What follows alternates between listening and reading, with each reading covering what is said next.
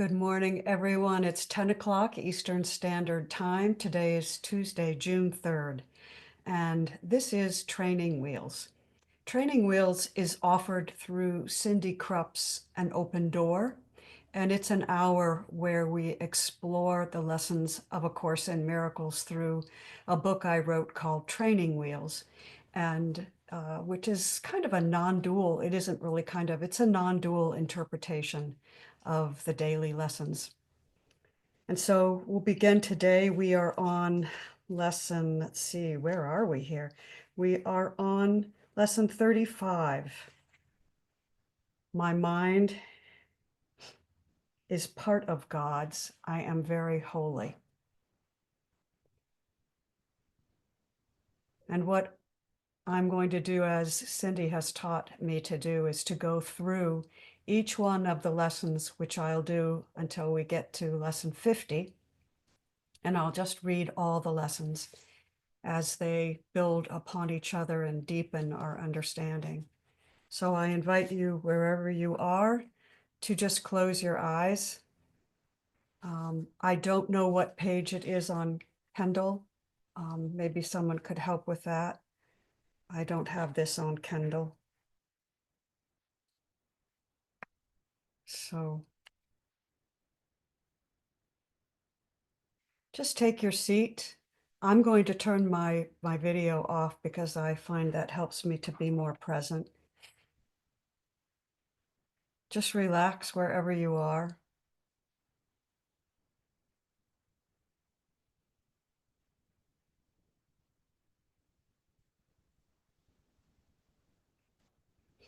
Nothing I see means anything. I have given everything I see all the meaning it has for me. I do not understand anything I see. These thoughts do not mean anything. I am never upset for the reasons I think. I am upset because I see something that is not there. I see only the past. My mind is preoccupied with past thoughts. I see nothing as it is now. My thoughts do not mean anything. My meaningless thoughts are showing me a meaningless world. I am upset because I see a meaningless world. A meaningless world engenders fear.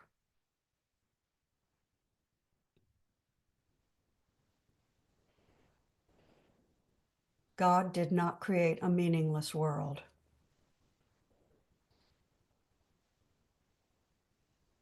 My thoughts are images I have made. I have no neutral thoughts. I see no neutral things. I am not alone in experiencing the effects of my seeing. I am not alone in experiencing the effects of my thoughts. I am determined to see. I am determined to see things differently. What I see is a form of vengeance.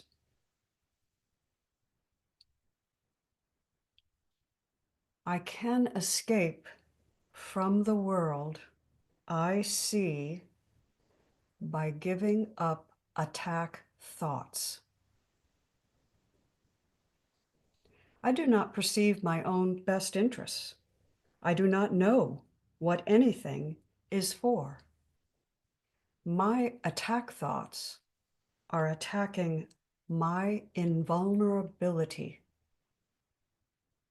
Above all else, I want to see. Above all else, I want to see things differently. God is in everything I see. God is in everything I see because God is in my mind. I am not a victim of the world I see. I have invented the world I see. There is another way of looking at the world. I could see peace instead of this. My mind is part of God's. I am very holy. My mind is in God's mind. My mind is of God's mind. My mind is with God's mind. I am very holy. This is a quote from Elizabeth Cronkite. The personal self is obsessed with the idea of lack because it was made by your perceived separation from God, which is lack. It perceives other personal selves as real only to validate its own reality. The personal self perceives other personal selves as real only to validate the personal self's reality. The lessons now are changing as we learn more specifically about the truth of what we are. It's as if we are standing on the shores of a great ocean and saying, yes, I am worthy of knowing myself. I accept the new identity, which has always been mine, but which until now has been hidden from me. My mind is part of God's. I am very holy. Your true nature, joined with mine, is timeless and immortal. We are the one mind that underlies the entire manifested world. Seeing this takes desire and it takes practice. It is as though we have lived in a land that rarely sees the sun and have gotten so accustomed to the monotony of gray that we cannot imagine there might be another place that contains a whole variety of color and light. The lesson for today tells us where you come from and what you are beyond the dullness of this world.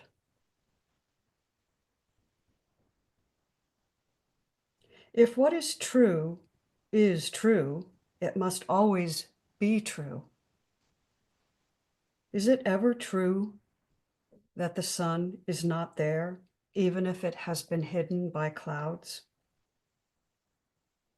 The personal self believes it is its own source. It believes it is its own sun. This is an idea you may not have considered before. So take a moment to allow this to sink in. You may believe you were created by God, but then you consider How many conditions do I place on Source, the Source that I say created me? For example, you may believe Source created some things good and some things bad. You may believe that Source created some things comfortable, some things uncomfortable. You may believe you should feel guilty about some thoughts that you have, about some behaviors, but not others. You may believe Source created hierarchies in which some people are more favorable than others, or some things are more favorable than others, or some behaviors, some genders, some political or religious ideas are more favored than others, more pure. But this places limits and conditions on the Source you think created you. This idea that the personal self has created itself, this very idea hidden in the unconscious mind, is so frightening, so meaningless ultimately. So we try to join with other personal selves in special relationships to validate the self's existence. We perceive other personal selves as real only to validate our own personal self's reality. But then we also insanely attack other personal selves to make ourselves appear strong.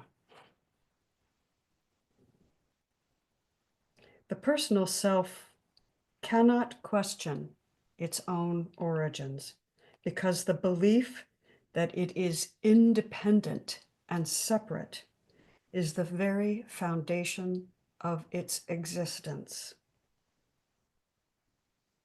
But your mind is of God's, and you are one with the whole of all of it. This is the one thing you cannot choose for yourself. Today's practice period asks for 3 5-minute sessions.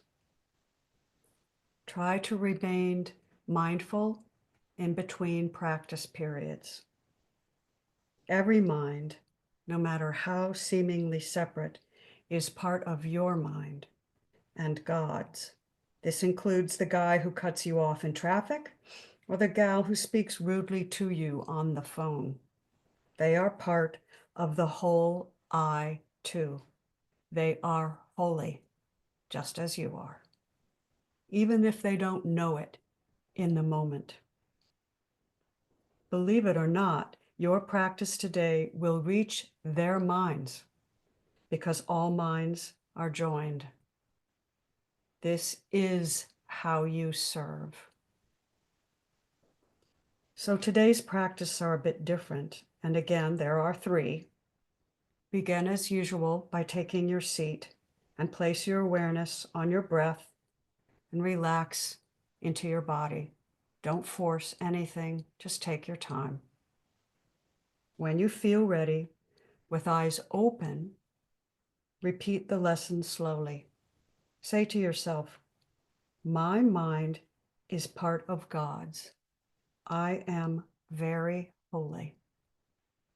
And then close your eyes, keeping part of your awareness on the breath, and begin to think of various ways to describe yourself. For example, you might say, right now I feel very lonely. Right now I feel very happy. I see myself as a straight shooter. Or I see myself as sick. Or I see myself as impatient. or I see myself as successful, or I see myself as limited, or I see myself as unfulfilled, or I am happy with myself right now. You could see myself as overweight, as underweight. Be creative and be truthful. Have fun with this. Feel the feeling that arises when you describe yourself. It doesn't matter if the descriptive words are positive or negative. They are all equally unreal. Again, it doesn't matter whether the words are positive or negative. They are all equally unreal because you're not seeing yourself through the eyes of holiness, of wholeness, of oneness. There is no personal self.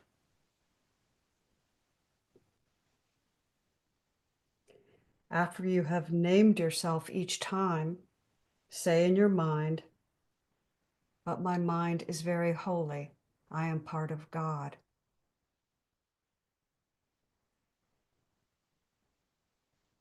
I see myself as a daughter, but my mind is very holy. I am part of God. I see myself as a son, but my mind is very holy. I am part of God. I see myself as fearful, but I am very holy. My mind is part of God. Feel the words.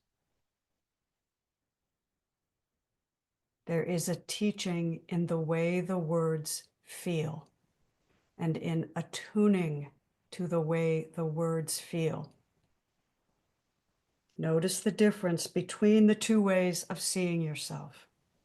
First as a personal mind, and then as part of something completely inclusive, eternal, whole, and loving. As you practice the seated meditation, you may find that no descriptive words arise in your mind, and this is fine. Don't strain yourself to come up with anything. Just go back to watching the breath and repeat the lesson gently in your mind. When a new thought arises, as it will, just watch it for what it says about the personal self. For example, a thought might arise in your mind about a recent time you had a disagreement with someone, or you were annoyed or irritated. So you might say in your mind, I see myself as argumentative, or I see myself as thoughtless, or I see myself as impatient or quick to judge. Feel this feeling and then say to yourself, but my mind is part of God's mind. I am very holy. And now feel this feeling too. It points to your real self. As often as possible today, become aware of how you might describe yourself in the moment. You might stop and say, who do I think I am in this moment? Or what do I think I am in this moment? You might even want to write that phrase down and tape it to your refrigerator door or to your bathroom mirror so that you see it multiple times a day and you can stop and ask yourself, in this moment, what do I feel myself to be? And then repeat the attribute. But I am part of God's mind. I am very holy. And then move on. If you can't think of anything, just repeat the lesson and let the truth sink in. I am in God. My mind is of God. My mind is with God. I am whole. I am very holy.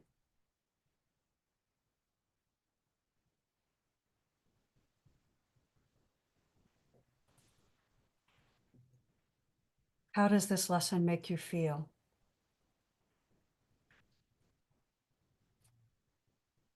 Come on back and let's talk about it.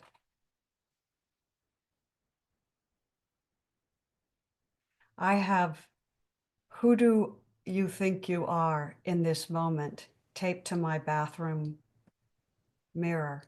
And I will be brushing my teeth or doing something in the bathroom, and I catch that phrase, that question taped to the door or to the mirror. And it's amazing to me how often I am prompted to reflect on what I think I am in that moment. And oftentimes it's something separate.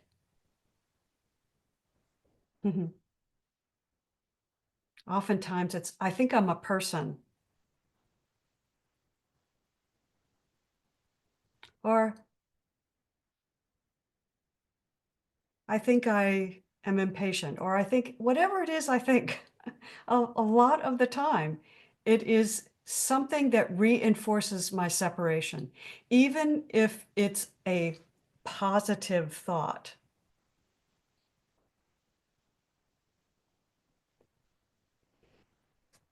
So how does this lesson find you?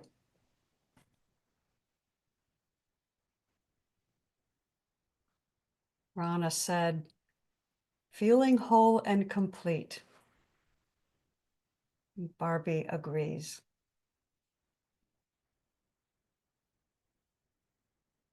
Cindy, what you got for us? Well, I'm mostly speechless. It was extraordinary. Yeah. One thing that came up for me was a memory of a conversation we had yesterday. Again, linear time is um, after listening to the guides. There was a conversation about how the guides are pointing to something new, but not defining what it is. And in this meditative exploration, I'm really liking those words. Um, there was this pointing to how seeing ourselves, and again, I'm going to have to go back and look at it, but the way it hit me here was this statement that seeing through this experience as if I am a separate being is dull, right? I think that dull without light, um, muted, and as we lift into this holiness, like the clouds part or something, those aren't the right words, but it brought me back to that conversation yesterday and this sense that that's what's happening in everything we're doing here. Being really careful um, watching where these words are coming from. My entire body is like tingling. There's a deepening into the acceptance that what we're doing in this space isn't being entertained by concepts anymore. I can physically feel the difference. Um, so that's all I have for right now. Thank you. I love you, Cindy. You do so much for all of us. I'm so grateful.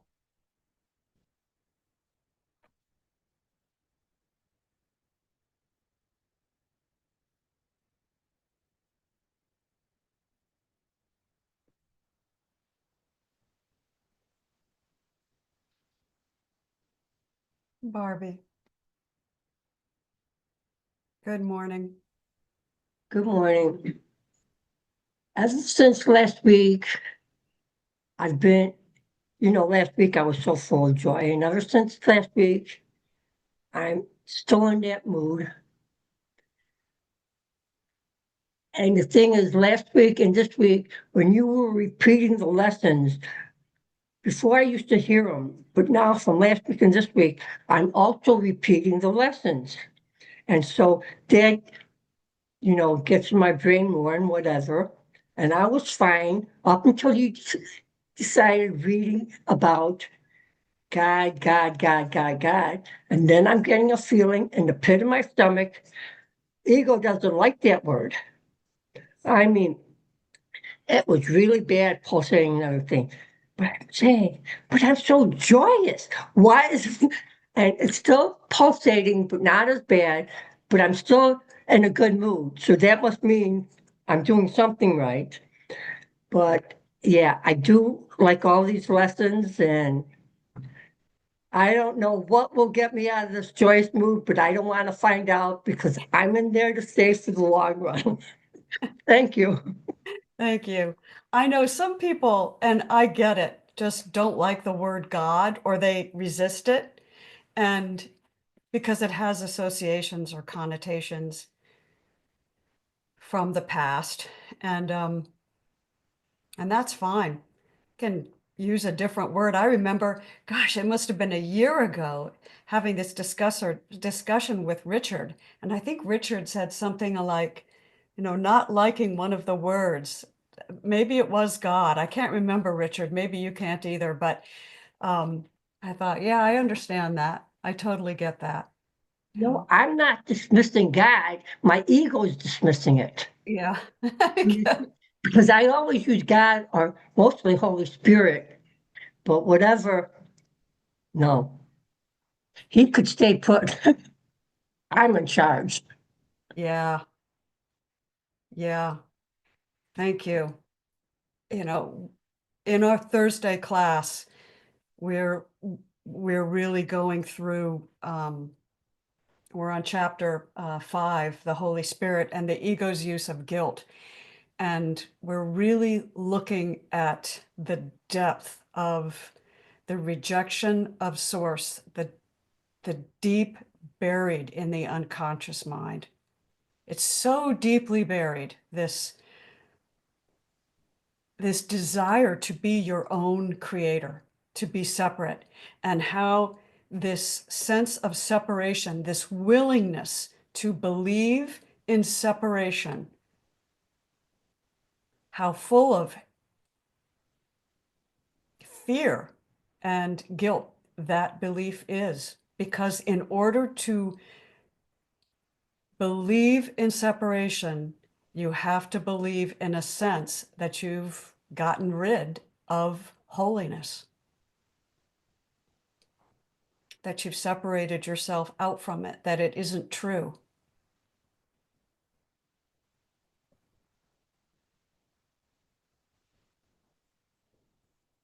What, and there's a lot to discuss in that, but I think it's a really important idea to play with, to look at, to inquire about.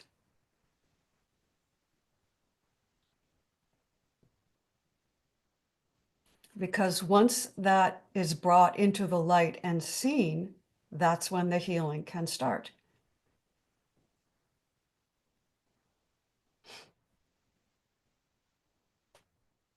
And I've said this before, I remember the moment, the holy instant, when I saw at the end of my driveway, I really do believe I created myself.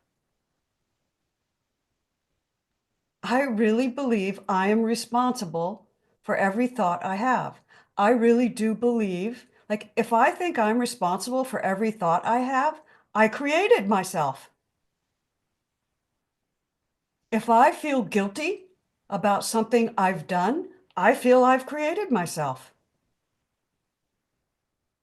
It's so subtle.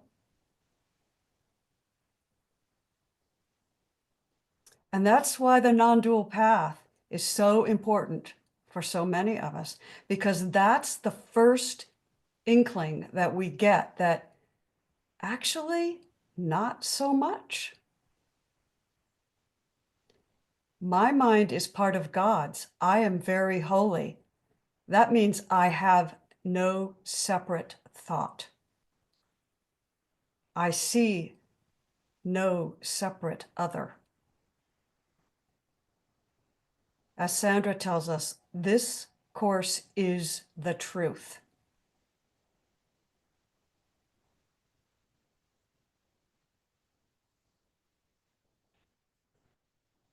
Cindy, what is your wisdom in this moment? Come to the head of the table, please. It's more just like a confession. It feels good to um, voice the hidden beliefs that feel like you're not permitted to voice, and the thought that came, um, or the idea or the belief this morning, everything is in alignment with what's being shared here. Um, there is like this idea or the belief that of separate, and the fear that if that aspect that insists that she has somehow separated herself from the divine or from God is seen by God, she will be rejected. Mm. Um, Part of the healing of that is just saying that out loud. Um, and I'm feeling a little bit of nauseousness in the body. I didn't know necessarily it was there. I never quite put words to it the way it showed up this morning. But again, it's like I'm sitting here going, God is all there is, and God is love. There's no place God isn't. And within that space, there is this idea that's playing out. I could see the ways, Cindy isolates herself. um, and I see that it's a defensive mechanism.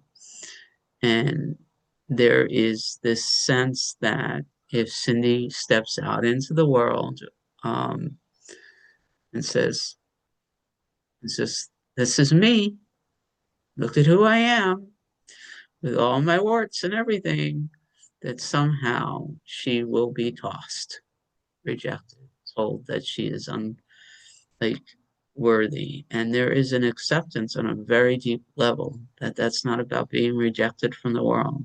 That's about being tossed out of God. And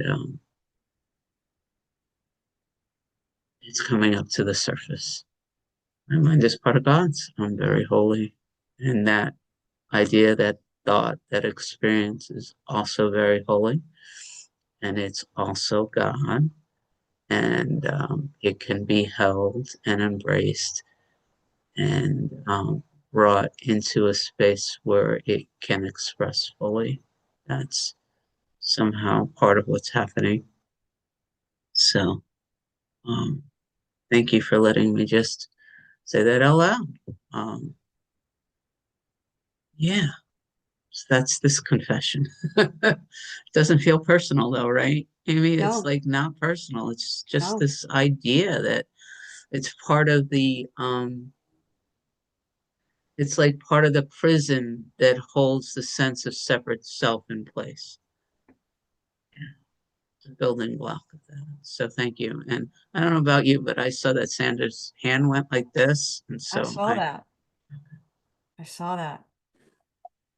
I have a lot of work going on in my house. I should have gone outside, but now the noise stops. If it starts up again, I'll just mute because it's very loud. But good morning.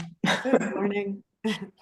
Good morning, my friends. And thank you, Amy, for the lovely meditation. What came, there it is, that noise. Is that bothering you? Okay. So yes, I'm also still thinking about what the guide said yesterday. And part of it was that there's one thing we need to do. They kept saying over and over again, we need to agree to and accept that what you mentioned earlier, Amy, that I am in the source of all things, I am of the source of all things, I am with the source of all things. And the word agree, they also use the word realize. There's like a realization that happens within. And to me, that was the key to everything. And it sounds so simple when there is this realization this is true. And when that realization that this is true deeply penetrates, I can't believe you don't hear that. Do you hear that? A little bit, but it's not bad. It's distracting, but this deep realization that this is true to me was very sudden. Like with you at the bottom of the driveway looking up, that kind of realization, this is true. And there is a seemingly different experience between the mind, which reads about all of these things, which goes through all the lessons, which, has one teacher confirm it and another teacher confirm it. And the mind understands it, but doesn't quite believe it. And when I saw that I truly believe, when I suddenly believed it and knew it to be true, that was like the golden key that opened the door. And another thing I want to say about that is then it didn't really matter about the separate self anymore. I didn't have the back and forth dissonance. I just totally accepted the separate self as this is just part of it. This is part of the experience. And there's part of me that likes being the separate self, but I know that it's not the truth of being. I can play with it.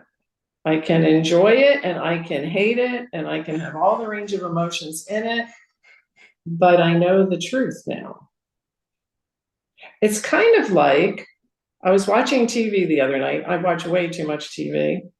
And there was a character in the show that I didn't like, and I was getting mad. And then I realized that this was just a character. I was getting mad about an imaginary character, and I could laugh, and I, just started laughing, and I know I was no longer angry. And that's what life is now. Life is like that. Yep. So agreement, acceptance, and realization that this is true. And I think if there's a stumbling block, because like with my children or with I work with a whole nother group of ladies in A Course in Miracles, the stumbling block always seems to be that they really don't believe it's true, even if they don't say those words. So that's what I have to add to this, that I am part of the mind of God. I am holy is more than a leap of faith. It's a knowing, a deep knowing that this is true. And I'm really grateful that I know that I am certain about that.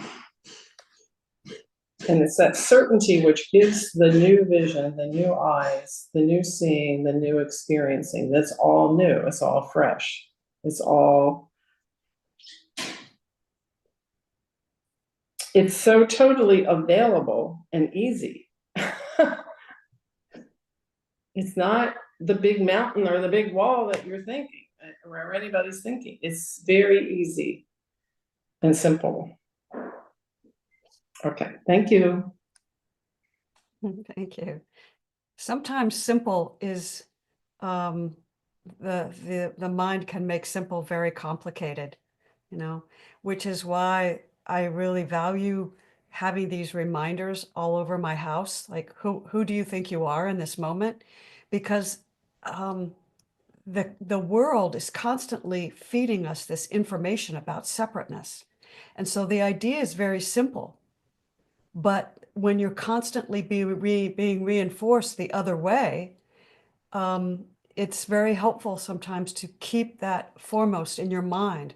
And the faith is important in the beginning, the desire and the faith in the beginning, because as we pay more and more attention, what seems so simple now that wasn't so simple in the beginning becomes more and more obvious.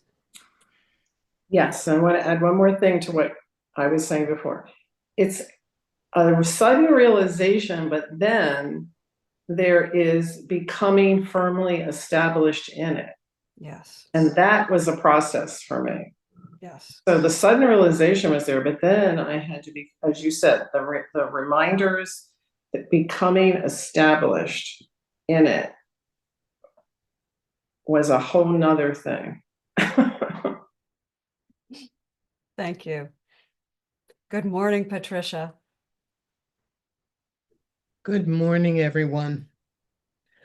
I have a confession to make, which is I'm not there yet.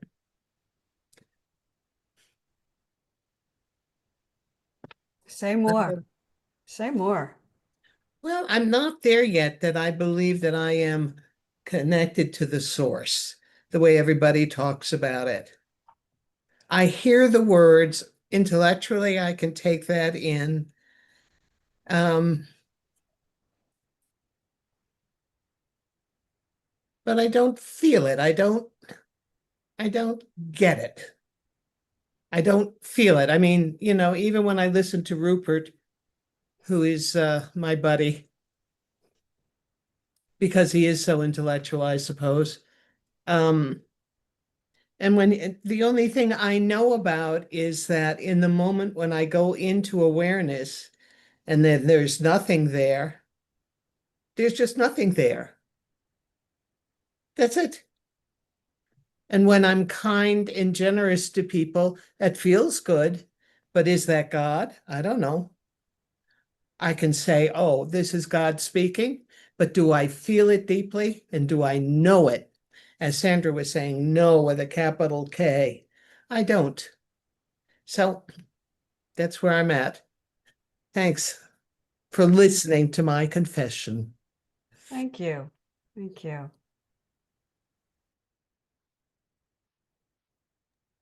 Can I just respond to that real quick? Yeah. Yeah.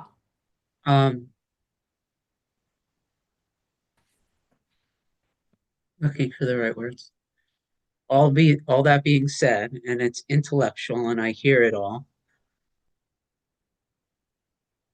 How do you describe without this sense that you have communicated over and over again?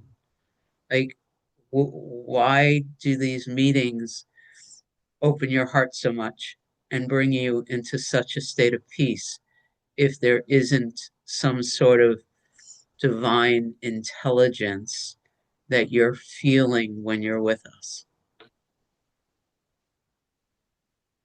I feel a vibration and connection to you all. And where is the argument that says that that's not God? I feel the love because I do love each and every one of you.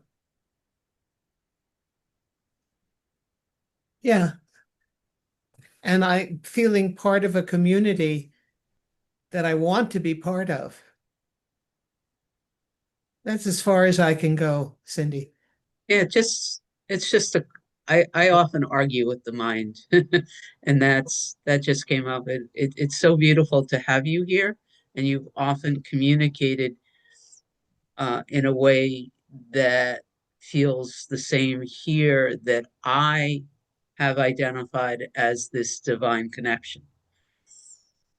And so maybe it's just a matter of an expectation that it's something other than that.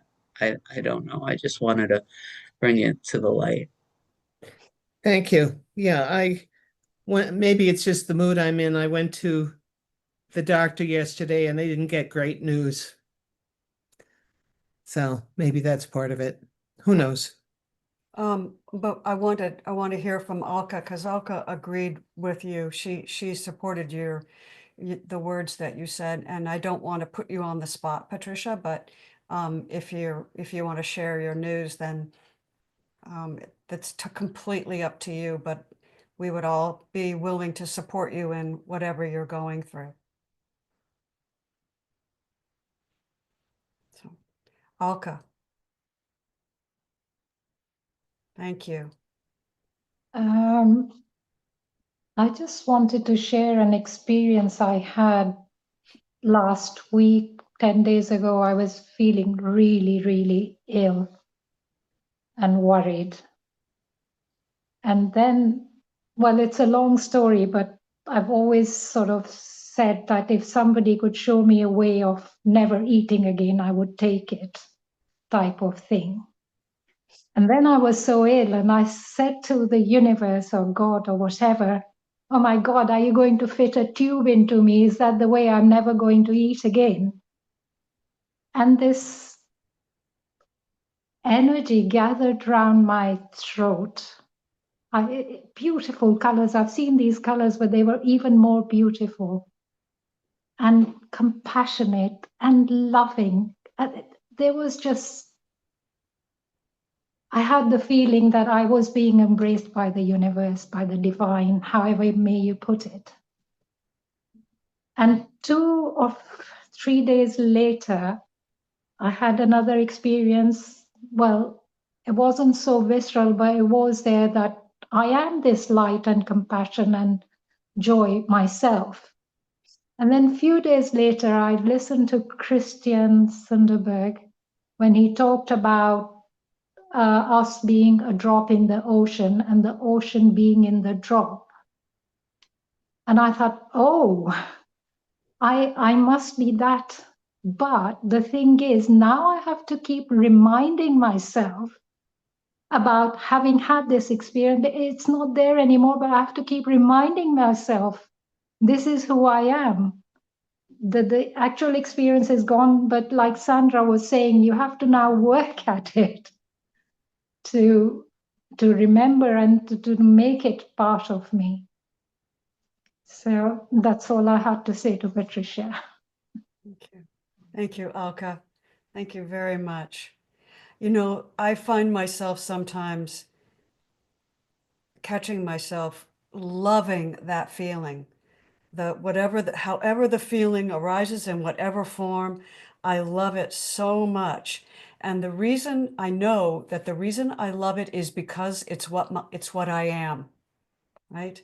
The goodness feels good because it's what we are, right? And we couldn't know it or understand it or feel it if it wasn't what we are. But then when it goes away, when the world pulls us back into the separation, the egoic mind is angry that feeling hasn't stayed, hasn't been maintained, and it just gets all nasty toward itself. It's like, well, and one of the first things that it will say is, if you really deserved it, you would feel this way all the time, right? If you really knew, you would feel this way all the time. If you were really enlightened, you'd feel this way all the time. And I have had to catch myself over the years, and I mean years, of catching myself saying that to myself and then going, that's bullshit. You know, just cut that crap. That is not true. Why are you believing that? You know? And so that's been my process, and that's hence question take to the bathroom mirror. Who do I think I am in this moment? Am I identifying with the one who doesn't remember that feeling good feels good because she is good and it's a match? Or am I thinking, I'm not a match for goodness and I'll never be a match for goodness. And the match for goodness it's not my divine right, because if it was my divine right, I'd feel it right now. You know? Who is saying, if it's my divine right, I'd be feeling it right now? Who is saying that? The one who wants to keep itself alive by rejecting oneness. And what is that? The egoic thought system.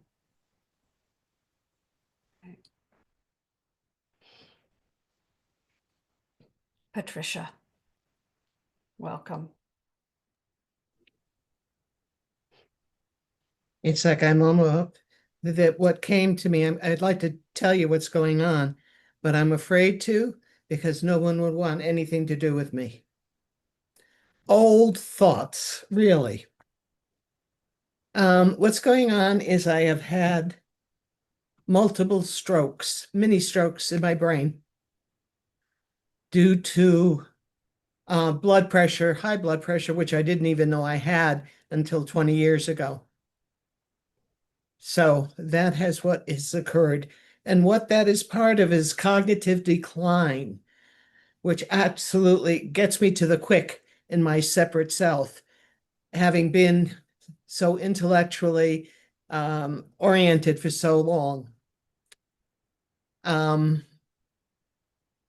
And I can be quite annoying because I forget things.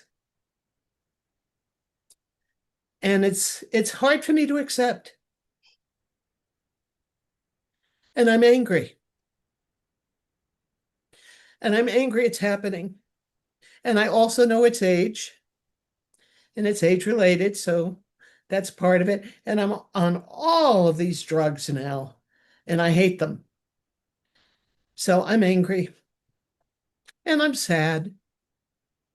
That's where I'm at. And if you all don't want anything to do with me, I will understand. I'm just going to say, you stop that right now. You know that that's not how we feel. Not in the least. In fact, I would be angry if you stopped coming. Quit being mean to my friend. Yeah, so get yourself here. Stay here. Don't be mean to yourself. We want you here. We want you, and over and over again, I'm seeing this vision of a tapestry, when we're all so many beautiful colors in this tapestry, and every single thread is part of what's creating this, and we couldn't be who we are without you. All of you, the body, the mind, the physical, whatever's. Yeah, we love you. Blessed that you're part of this journey. Yeah. Please don't leave us and don't think that you're not worthy. Please don't do that, because we're all one mind. Your worthiness is our worthiness in the most literal sense. And if you were to say no, then that would be preventing us from giving you the love that we want to share with you.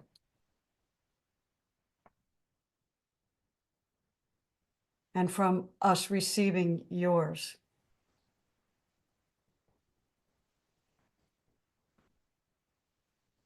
And I know Sandra had her hand up, so at least I thought she did. And I saw Richard's in my imagination anyway. Richard's hand is up after Sandra's, and I'm sticking to that. I'm sticking to the fact that Richard raised his hand. Okay, you stick to it. I didn't put it down. I don't know what happened, but I want to hear Richard also. What came to me as you were speaking, sweet Patricia, dear Patricia, is first I want to hug you. And I want you to feel the warmth of all the hugs. And I was reminded of myself. I was reminded of myself and how, as I began, Mooji always says, watch yourself. He kind of wants you to separate from yourself, from your egoic self, and watch. And I used to watch myself, and then I would have this phrase that I used, there she goes again. And it kind of gave me an ability to witness the egoic reactions to everything and witness it in a lighthearted way. And not get pulled into it so much. But then there was another phase. I don't know it's not really a phase, but then there was another thing that started happening as I witnessed. I didn't so much try to detach from it anymore. Instead, I embraced it. And whatever you decide, whether you decide, first of all, I know you're not going to decide to leave us. I just know that anyway. But if you did, that would be the experience you're choosing. Whatever experience you choose, moment to moment, day to day, whatever experience I choose, it must be that I want to have that experience. Because I am completely in charge. And I no longer have to experience it with resistance. I guess that's what I'm trying to say. I can experience it, embrace it, and say, here's what I'm supposed to be doing right now. Let me feel it fully. And somehow it comes and it goes. It's like I ride the wave. I'm a surfer. I'm riding the wave. I'm no longer like drowning in the wave because I don't understand what the heck's going on and I don't know why I feel this way and blah, blah, blah, blah, blah. So there she goes again. I get to see what that feels like. And sometimes when it's not what I want to feel in the moment, but I feel it and I get to feel it. And then I can choose again. I think the Course uses those words. I can choose again. I now know that I have that power to choose again. I'm not a victim of the world I see. I'm not a victim of the world I experience. I am powerful beyond measure. I am so powerful that I even choose these crazy feelings sometimes. But so I'm not saying that I hope you take that in the love that I'm saying it. I'm not saying it to dismiss what you're feeling. I'm saying I am feeling it with you, actually. I'm feeling it with you. It's not yours alone. You are not alone. We are all with you. And we'll continue to be. Anyway. Yeah, love. What's that song? Cindy, since I've come to know Cindy, all these songs keep coming into my head. Isn't that amazing? That's how connected we are. Yesterday it was Don't Worry, Be Happy. And today it's All You Need Is Love.